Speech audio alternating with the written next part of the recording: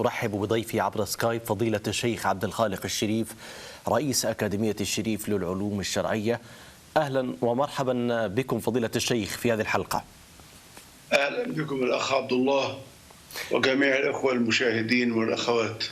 في البداية فضيلة الشيخ نسأل عن نظرة الإسلام. طبعا الجرائم الأسرية منتشرة في مجتمعاتنا، الجميع يبحث عن حلول من الناحية الشرعية، نبحث طبعا عن تفاصيل ما يحدث في هذا الأمر، لكن قبل أن نلج في هذا الأمر نسأل عن الأسرة في الإسلام. كيف ينظر الإسلام إلى الأسرة وتكويناتها؟ بسم الله والحمد لله وصلاة وسلاما على رسول الله وعلى آله وأصحابه ومن والاه. الإسلام ينظر للأسرة نظرة خاصة جدا وهامة جدا، ولذلك الكثير من الآيات القرآنية والأحاديث النبوية جاءت لبيان مكانة الأسرة والعلاقة بين أفراد الأسرة جميعا.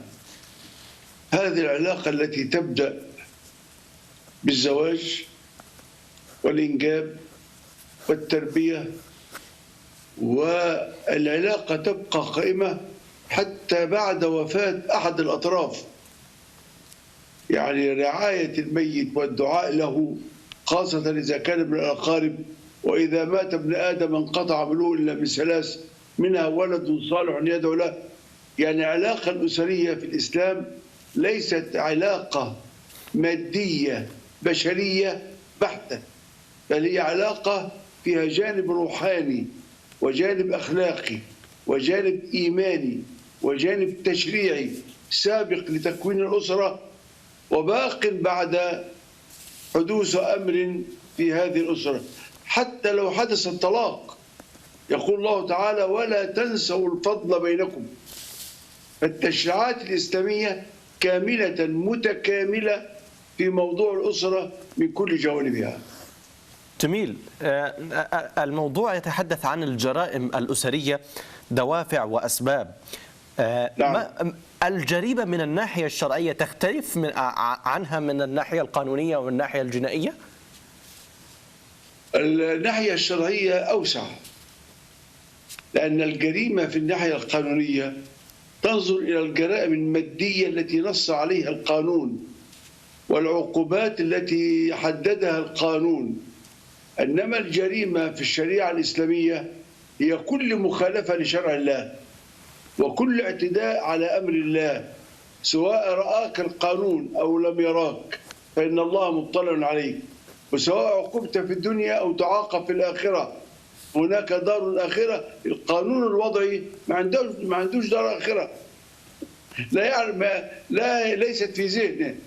هو طبعا الحمد لله الناس كلها مسلمة والحمد لله تؤمن بها، لكن القانون الوضعي كيف يضع دار آخرة؟ كيف يضع لها قوانين؟ ما ينفعش. إنما يضعها عالم الغيب والشهادة، خالق الإنسان الذي يراه في كل حال وأحوال، والذي له ملائكة تراقبه وتكتب أفعاله. ولذلك التشريع الإسلامي أوسع وأقوى في هذا الباب. طيب، قبل أن ندخل إلى موضوع آخر، حضرتك حدثت وقلت أن الإسلام ينظر إلى الأسرة نظرة قوية حتى بعد الإنسان ما يموت. هل هذا متحقق في مجتمع المسلمين الآن؟ متحقق أو غير متحقق دي قضية أوسع من الكلام فيها. بلا شك في أسر كريمة محقق فيها، وبلا شك في أسر متحقق فيها جزئيا، وبلا شك في أسر متحللة. أصل لا يمكن أصف المجتمع بوصف واحد. ويا أستاذ عبد الله، لابد أن احنا نرعى شيء. يعني البلاد الحضرية ما زالت غير الريفية، والمدن الكبرى غير الأحياء التي فيها أناس ما زالوا على البسيطة وعلى انشراح الصدر الإيمان. وأهل المساجد شيء وأهل الخمارات شيء آخر. ما لا يمكن أصف المجتمع وصفا واحدا. نعم، التحلل يزيد. يعني الذي أنا أذكره في الخمسينات، عام 1950 غير 1960 غير 70 وهكذا، في تحلل بيزيد. وقد تأتي نهضة إيمانية تعيد الأمة سريعا. يعني مثلا عام 62 و63 كان انتشر في مصر شيء اسمه ميني جيب ومايكرو جيب كمان، بس طبعا هذا كان في المدن الكبيرة. ولكن مع أوائل عام 73 و74 عادت الأمة حتى أصبح الحجاب أكثر شيء فيها. يعني خاصة بعد عام 73 والنصر أكتوبر، وبدأت الدولة تفتح الإسلاميين بابا يتكلمون فيه، سرعان ما عاد الناس إلى الحجاب. يعني هي مد وجزر، ما فيش يعني أشياء محددة قاطعة نقول متى هذا أو متى ذاك. طيب الاعتداءات داخل الأسرة المسلمة أو حتى داخل الأسرة بشكل عام في مجتمعاتنا العربية والإسلامية، كيف ترى صورها فضيلة الشيخ؟ الحقيقة والأسرة جزء من المجتمع، والمجتمع حدث فيه نوع من أنواع التحلل الزائد يعني، وهذا يمكن معظمه يعود بسبب الإعلام وأفلامه. الأفلام التي ترى يعني قد تراها أو تسمع عنها، ما هي أشياء كلها شاذة. يعني كل الأشياء التي تصدر في الإعلام من أفلام ومسلسلات أشياء شاذة مش واقعية. يجيبوا الأمور، المرأة التي تذهب إلى رجل ويحدث بينهما ما حرم الله، والولد الذي يقتل، وهذا الذي يظهر بأنه عربيد يغلق الشوارع ويقتل الناس. كل هذه أشياء شاذة، نفس الذي كان يحدث في الأفلام القديمة، شيخ الحارة والذي في توة الحارة الذي يضرب الناس ويأخذ أتوات منهم، والباشا الظالم الذي صنعه إعلام جمال عبد الناصر الذي يهتك أعراض البنات وأولاده. كل دي أمور السينما والمسلسلات أمور شاذة، لأن هم لا يأتون بالأمر الطبيعي. لأنه الأمر الطبيعي ما كيف يجذب الناس؟ هم يريدون ما يسمونه أكشن، شيء المفزع الذي يخيف، الإغلاق والإفتاء والفتح فهذا الإعلام يسر أمرا شديدا في ارتكاب الفحشاء والمنكر. لكن هم بينفوا الكلام ده فضيلة الشيخ، هم بيقولوا ان احنا بنعكس صورة واقع المجتمع الذي نعيش فيه، وهو دور الفن هم كذابين. هو الكذاب لما يتكلم ماذا يقول؟ يعني هؤلاء كذابين. يعني بناء على هذا إذا معظم نساء مصر زواني. إذا كان ما في فيلم إلا الجار يدخل عند الجارة والولد يذهب وهذا يزني وهذا يزني، يبقى إذا معظم نساء مصر زواني، هو بلا شك فيه. لكن هذا إذا كان مثلا نصف في المئة نصف 1 من 10 من هذه النسب بسيطة صارت هي التي تتغلب. كالأفلام القديمة كانت تخرج دائما الساقطة من أجل أنها ترعى أولاد يتامى، ومن أجل أنها كمان تعمل لحساب الدولة ضد الجاسوسية وهي التي تنصر الجيش. هذه أفلام قذرة. هذا إعلام في منتهى الانحطاط الخلقي، يعني مش إعلام، هذا لا أخلاق. هذا سبب الاعتداءات والجرائم وكثرة الجرائم فضيلة الشيخ، أم أن هناك صور أخرى للاعتداءات والجرائم؟ طبعا بلا شك صور كثيرة جدا بلا شك. أول شيء يا أخي الكريم يا أستاذ عبد الله، السبب الأساسي بعد الدين عن الحياة، إبعاد الدين عن واقع الناس، إبعاد الدين عن واقع الحياة، محاربة المتدينين، محاربة الدعاة والتضييق عليهم وإغلاق أفواههم. هذا هو السبب الأساسي. السبب الأساسي هذا، ما فيش تربية، حتى المدارس ما عادت تربي. الولد يشرب مع أستاذ السجاير وقد يضربه، على أبواب الجامعات تقتل الفتيات. هذا العري الذي يسير في الأرض سير الهشيم، هذا الحرب على الحجاب، كل هذا هو في حقيقته بعد عن الدين. والأمة إذا بعدت عن الدين تلقاها الشيطان، تلقتها الشهوات، تلقتها الغواية، تلقاها الباطل، فأحيا فيها كل فساد ومفسدة. هذا هو الواقع الأساسي. طيب إن الله أفهم من شرع ذلك فضيلة هذا الشيخ. الدين. نعم. نعم. أفهم من تفضل. ذلك أن الجرائم تقل في الأسر ذات الطابع الديني الملتزمة بالشريعة الإسلامية؟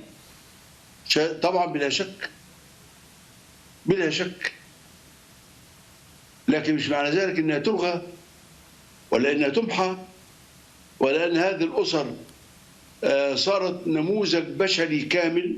لا، في اخطاء، البشر خطاء، ولكن الامور الشاذه الشديده غالبا لا تجدها في هذه الاسر اطلاقا. لكن ايضا في عوامل اخرى قد تؤدي الى بعض الاشياء.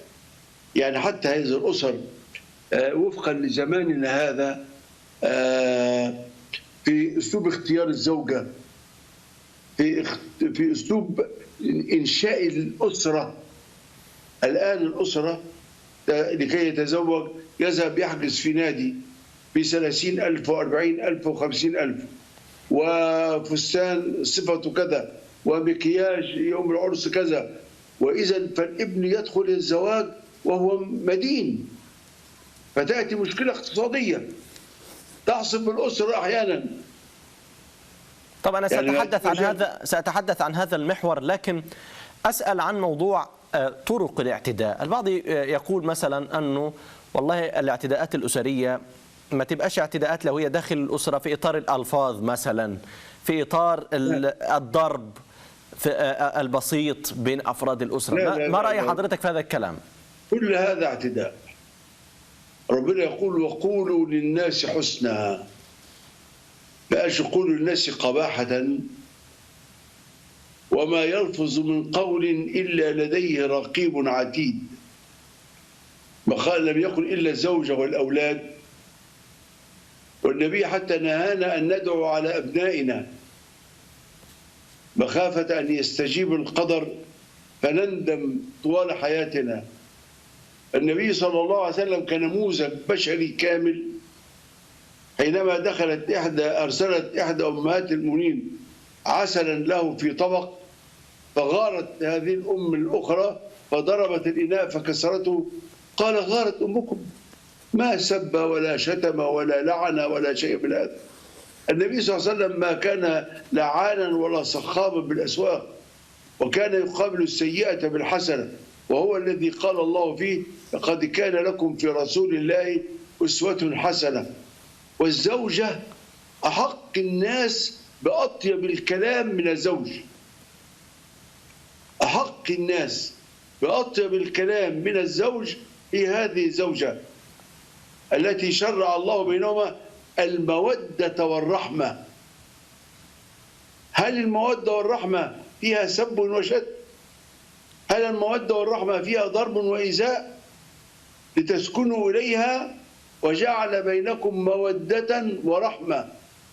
ووصف العلاقة الزوجية هن لباس لكم وأنتم لباس لهن. انظر يا أستاذ عبد الله إلى الوصف القرآني. اللباس هذا ماذا يفعل؟ يستر عوراتي لا يكشفني. اللباس يقيني الحر ويقيني البرد. اللباس يجعلني جميل المظهر. اللباس له فوائد كثيرة جدا. شبه الرجل للمرأة كاللباس، وشبهت المرأة الرجل كاللباس. هن لباس لكم وأنتم لباس لهن. هذا هو الإسلام.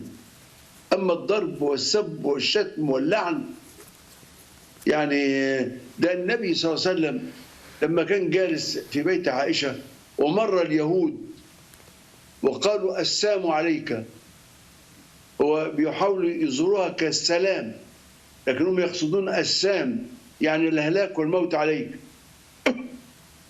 النبي قال وعليكم فقط، أو قال عليكم فقط. السيدة عائشة قالت عليكم اللعنة. قال يا عائشة لما هذا؟ ما بعثت لعانا ولا شتاما. قالت: أما سمعت يا رسول الله؟ قال: سمعت. أما سمعت أني قلت لهم عليكم؟ خلاص. يعني حتى لما رد الأذى رده بكلمة عفيفة جميلة طاهرة. الإسلام ليس فيه سب، ليس فيه شتم، ليس فيه لعن، ليس فيه ضرب، ليس فيه إيذاء. هذا كله خارج نطاق التصرف الإسلامي الصحيح. طيب، الفقر له علاقة بزيادة الجرائم الأسرية فضيلة الشيخ؟ الفقر عند من لا يرضى. والفقر هذا في فقر رضي العبد به حينما أولا لا يكون هو سببا في الفقر. يعني إيه سبب في الفقر؟ يعني أنا لا أعرف الآن علبة السجاير في مصر تساوي كم، الله أعلم. أنا طبعا لا شربته ولا أعرفه. ربما تكون بجنيه، ب2 جنيه، ب3، الله أعلم. فتجد هذا الإنسان إذا كانت العلبة ب2 جنيه يصرف 60 جنيه أو ربما 120 في الشهر، ثم يدعي الفقر. كيف يقول فقر؟ أنا أرى أن أي إنسان يشرب سجاير ليس بفقير. طالما إنسان بيحرق صدره بماله وينفق المال في هذا الشيء المحرم، كيف يكون فقير؟ كيف يكون فقير؟ الفقير من لا يجد قوته، هذا يجد سجائر، شيء محرم، فضلا بقى عن شرب هذا المعسل والجوزة أو المخدرات أو ما شابه ذلك. هذا شدادة. وأما الفقر الذي ويأتي خارج نطاق الإنسان، يعني أولا الأمة المسلمة يا أستاذ عبد الله، عاوزين لما نيجي نتكلم يا إخواننا نتكلم عن إسلام كامل، لا نتجزأ الإسلام، لا نقول الفقر مشكلة. الإسلام عالج قضية الفقر، عالجها بالزكاة، عالجها بالصدقات، عالجها بصلة الأرحام، عالجها بالإعانة، عالجها بكفالة المحتاجين. الإسلام عالج كل هذه الأشياء. طيب، لو أننا أقمنا الإسلام إقامة كاملة لما وجدنا شيئا من هذا كله. لكن في ناس بتبرر، نعم، في ناس بتبرر: احنا متضايقين في الأسرة، احنا بنضرب بعض، احنا بنعتدي على بعض بالألفاظ، احيانا كان الموضوع بيوصل للقتل بسبب ان مفيش فلوس، ان الحالة ضنك زي ما بيقولوا، ان في فقر مدقع والناس مش عارفة توفر الأكل والشرب، فده بينعكس على أفراد الأسرة. انت شايف ان ده مبرر فضيلة الشيخ؟ أنا لا أراها مبرر إطلاقا. أنا شخصيا لا أراها مبرر. وكم من أناس كرام وأسر عفيفة شريفة أنا أعرفها، ربما أحدهم كان يطوي الليل بشربة ماء كي لا تؤذيه معدته، ومع ذلك كان مؤدبا خلوقا يعمل في أقل شيء ليأتي لنفسه. لكن تعالى لما تنظر الإنسان الآن وهو أحتاج إلى أنواع من الملابس ربما الصحابة ما لبسوها قط، لأن ما فيش قناعة، ما فيش رضا.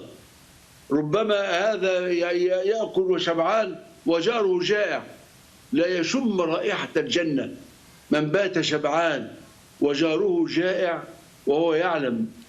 من أراد أن يبارك له في رزقه وينسى له في أجله فليصل رحمه. وللجار حق كبير جدا في الإسلام يجب أن يراعى. هذا هو الإسلام. أما التبريرات هذه تبريرات باطلة. المسلم التقي النقي يصبر على ابتلاء الله لأننا لا نعلم أي الخير نحن فيه. ربما هذه قلة المال هي خير لنا من فساد قد نفسده إذا كسر المال في أيدينا، لا أحد يعرف ماذا يكون. ولكن ليس معنى هذا أن المسلم يقعد عن العمل أو يطلب وظيفة معينة بكيفية معينة براتب معين لكي يعمل. اعمل يا أخي وابحث عن غيرها. نعم، اعمل وابحث عن أوسع. اعمل وابحث عن أكثر رزقا. لكن الإنسان الكسول أو هؤلاء الذين يذهبون إلى دور السينما ويدفع تذكرة 20 جنيه و30 جنيه و50، أو الموبايلات هذه التي ليل نهار تستهلك من الناس مال كثير جدا بلا فائدة أحيانا، أو بمعاكسات، بعضهم يعاكس بعض أو يعاكس فتاة. يعني في أنواع كثيرة جدا من المال الناس تنفق فيه، هو تبذير، هو إسراف، هو خروج عن الإنسان العادي الطبيعي. طيب كيف يؤثر الإهمال في الأسر والمجتمعات على زيادة الجريمة؟ هل الإهمال له دور في هذا الموضوع؟ بلا شك الإهمال في التربية له دور. الإنسان اللي أبوه بيصحبه 5 مرات إلى المسجد للصلاة، الإنسان الذي يسمع من المقرئ مرة في إحدى الصلوات الشهرية وعسى أن تكرهوا شيئا ويجعل له في خير كثيرا وعسى أن تحبوا شيئا وهو شر لكم، كل هذا يعطي الإنسان نوع من أنواع الطمأنينة، نوع من أنواع الصبر. لما يسمع كده ألم يجدك يتيما فآوى وجدك ضالا فهدى وجدك عائلا فأغنى، ويسمع أن هذا بيقال في حق حضرة رسول الله. ولما يسمع في درس أن النبي صلى الله عليه وسلم كان أحيانا يضع الحجر على بطنه، ولما يسمع أن النبي كان خلوقا وكان صبورا وكان مهذبا، ولما يسمع هذه المواعظ الدينية تتسرب إلى الإنسان، وأحيانا تأتي بقدر الله. إنسان يكون في ضيق معين ويسمع آية أو حديث تلمس قلبه فتعالجه. بلا شك أن هذه التربية الإيمانية، هذه التربية المكانية في المساجد، هذا وذاك المساجد بيوت الله في الأرض، مش قال لا قال لك بيوت الله في الأرض المساجد وعمارها هم خير، إنما يعمر مساجد الله من آمن بالله واليوم الآخر وجاء في السبعة الذين يظلهم الله تحت ظله يوم لا ظل إلا ظله ورجل قلبه معلق بالمساجد. فكل هذه الإيمانيات والتربيات توجد مجتمع طاهر نقي ينصلح حاله ويقترب من الله سبحانه وتعالى. طيب أنا قلت لحضرتك يا أستاذ عبد الله، نعم، يعني في السبعينات كان المجتمع، هل المجتمع كان في السبعينات بقى غني بين يوم وليلة؟ لا، ما كانش غني، بس كان في أغنياء بيراعوا حق الله في الفقراء، وفي فقراء بيرضون بأمر الله. هذا الرضا يوجد نوع من أنواع السعادة الكبيرة جدا. نعم. طيب طبعا نحن تكلمنا عن الإعلام، بما أننا طبعا نعيش في وطن يمتلئ بالاستبداد والديكتاتوريات والقهر والسجن والاعتقالات والعصا المرفوعة فوق رؤوس الناس باستمرار، كيف يؤثر الاستبداد على انتشار الجرائم الأسرية داخل الأسر العربية والمسلمة؟ بلا شك الاستبداد نوع من الظلم،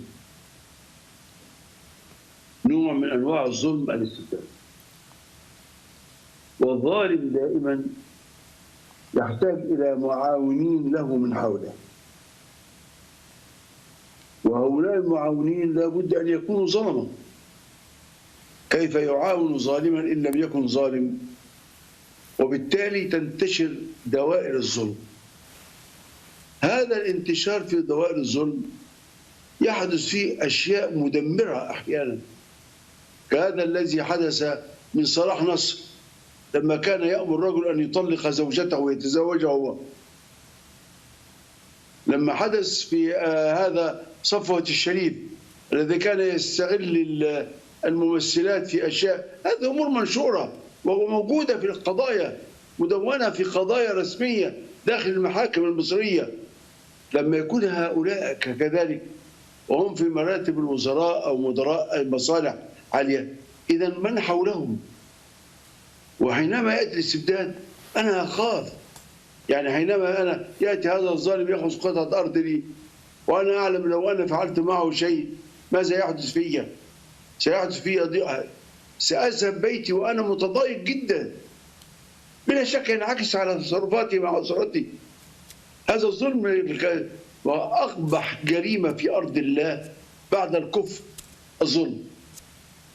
ولذلك الظلم ظلمات يوم القيامة. الظلم ظلمات يوم القيامة. يا عبادي إني حرمت الظلم على نفسي وجعلته بينكم حراما فلا تظالموا. يعني هذا الظلم هو ينبوع كل المشاكل التي تحدث في الأرض. والعدل، لما تنظر أنت رئيس وزراء في إيطاليا ولا في غيره، أنا والله فعلا كنت في يوم في إيطاليا، لا مش في إيطاليا يا ربي، في أحد الدول المهم، ولقيت رئيس الوزراء ماشي بالعجلة ذهب إلى مقر رئيس الوزراء. عدل.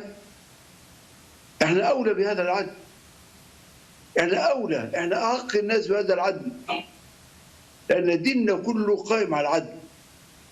وحتى تجد دائما يكتب كده العدل أساس الملك، مش الظلم أساس الملك، العدل هو أساس الملك. إذا وجد العدل بين الرعية ساد الأمن والأمان، سادت الطمأنينة أن كل واحد سيأخذ حقه لا محالة. انتشر الخير، عمت الرحمة، عم الود، عم الرفق، ابتعدنا عن الشحناء والبغضاء. وأساس هذا كله رفع الظلم عن الأمة. والمستبد لابد أن يكون ظالم. طيب نعم. طيب فضيلة الشيخ، الوضع كده نحتاج أن نعرف يعني إزاي الإسلام بقى بيعالج الخلافات داخل الأسرة المسلمة. يعني أكيد في خلافات، نحن بشر والبشر يصيبون ويخطئون، في أخطاء أكيد وفي مشاكل بتحصل بين البشر. فإزاي الإسلام عالج المشاكل والجرائم واللي بيحصل من داخل الأسرة من خلافات داخل الأسرة المسلمة؟ إزاي الإسلام عمل كده؟ عمل كده لما جعلهم يؤمنون بأن تشريع الله حق وأنهم ملزمون بإقامة هذا التشريع. عمل هكذا لما أعلمهم أن هناك دار آخرة هي يوم القيامة تكشف فيها الأفعال ويقتص منهم بعضهم من بعض، حتى الدواب يوم القيامة يقتص بعضهم من بعض، فما بالك بالإنسان. ولما علم الإنسان أن هناك جنة ونار وهناك حق وحساب وهناك ميزان وهناك أمور تكشف وتعرف على ملأ من خلق الله، حينما قال النبي صلى الله عليه وسلم: من المفلس من أمتي؟ قالوا: يا رسول الله، المفلس من لا درهم له ولا دينار. قال: لا، المفلس من أمتي من أتى بصلاة وصيام وزكاة وحج، رجل أدى كل العبادات، ماذا فعل؟ وقد سب هذا وشتم هذا وضرب هذا وقتل هذا، فيؤخذ من حسناته إلى حسناتهم، حسنات من ضرب، من ضرب ومن شتم، حتى إذا لم يبق عنده حسنات هذا الضارب أو الشاتم أو الساب أو الضارب أو القاتل أخذ من سيئات الناس إلى سيئاته ثم كب على وجهه في النار. هذا حينما يربى الإنسان ويربى ضمير الإنسان هكذا. أحد الناس الصالحين أراد أن يطلق امرأته، فالناس قالوا: لماذا تطلقها؟ قال: ما كان لي أن أكشف السر الذي بيني وبينها. فلما طلقها قال: ها أنت قد طلقتها، لماذا إذا طلقتها؟ قال: مالي ولامرأة غيري، ما عادت امرأتي حتى أتكلم عنها. هذا الأخلاق، هذه الأخلاق العالية، الأخلاق السامية، الأخلاق الرفيعة. الإسلام أصلح الإنسان بثلاثة أشياء: إيمان بالله وتشريعات أخلاقية استغفر الله سيدنا محمد. وتشريعات أخلاقية ودار آخرة يحاسب فيها الإنسان. ثم أوجد بقى ما يسمى قانون العقوبات أو العتاب أو ما شابه ذلك للجرائم الأصلية التي قد تتم في الحياة الدنيا. يبقى يا أستاذ عبد الله في حاجة خماسية كده أمامنا، حاجة خماسية: إيمان بالله، حلال وحرام، أخلاق، دار آخرة. أدي رباعية إيه؟ ويحوط بهذا يحوط بالجانب العقوبي، سواء عقوبات حدية أو عقوبات تعزيرية أو ما شابه ذلك. هذه الخماسية حينما ربى عليها الإسلام صار الإسلام خلوق. اسأل يا أخي الكريم، أنا أسألك سؤال، اسأل ماليزيا، اسأل أندونيسيا، اسأل هذه البلاد كانت جزر بعيدة جدا عن بلاد المسلمين، كيف دخلها الإسلام؟ بأخلاق التجار. اسأل أفريقيا، هل حدثت حروب إسلامية في أفريقيا؟ لا. من بعض السادة الصوفية والعلماء الربانيين دخلوا أفريقيا فدخلوا في دين الله أفواجا، بالأخلاق، بحسن المعاملة، بالأدب. هذا هو الإسلام. نعم. طيب التأهيل الزوجي فضيلة الشيخ، يعني نعم. قبل الزواج في غالبية الشباب ما بيعرفوش طريقة التعامل داخل الأسرة، ما يعرفش المسؤوليات اللي عليه. هي كمان البنت تعرفش يعني ايه زواج، يعني ايه زوج، تعرفش يعني ايه مسؤولية، يعني ايه أولاد، يعني ايه تربية أولاد، تعرفش أساسيات الزواج. من رأي حضرتك يعني هل موضوع قلة التأهيل في الزواج، التأهيل الزوجي، يؤثر على الاعتداءات والجرائم والقتل والألفاظ النابية وما شابه ذلك؟ بلا شك أن هذا التأهيل نوع من أنواع العلاج، أو هو يساهم في العلاج، لكن إذا لم يكن الإيمان موجود هيبقى تأثيره ضعيف. إذا لم تكن القيم الأخلاقية هي الصدق والأمانة، ما لهم من الزواج؟ الصدق، الأمانة، الوفاء، حسن الأخلاق، الكلمة الطيبة، دي عامة سواء مع زوجتك مع المجتمع هكذا. فدي قيم، في أشياء اسمها القيم الأخلاقية والقيم الإنسانية والقيم النفسية للإنسان. الإنسان لو صاحب قيم بيبقى دي بقى تجارب نتيجة برضو تباعد الأسر عن بعضها. يعني احنا في الريف أساسا لما الشاب منا بيتجوز أبوه جواره، خاله جنبه في الشارع القادم، عمه في الشارع الذي بعده، فالأسرة بتنشأ داخل محضن أسري تربى وتعلم. يمكن الآن البنت من محافظة والولد من محافظة أخرى وهم يعيشون في محافظة ثالثة، فهذه الأسر تنشأ برضو بدون خبرة في من حولها. فهذه التورات التدريبية جيدة وصالحة في بيان العلاقات وكيف تكون، لكن على أي شيء تقوم إن لم تكن على ركيزة الإيمان وركيزة الأخلاق يبقى هتضيع بسرعة تأثيرها. هي بلا شك سيكون لها تأثير. اسمح لي فضيلة الشيخ نذهب. نعم. في بعض الدول الآن في آسيا، أظن يعني منها دولة زي ماليزيا، أنا أسمع هكذا لا أعرف، بتعطي هذه الدورات قبل الزواج. يعني في دول معتبرة بهذا وهو يعني شيء طيب. شهادة كده ما حدش يتجوز إلا لما ياخدها الأول ويجتاز زي امتحان كده. أظن حاجة زي كده لا أعرف بالضبط.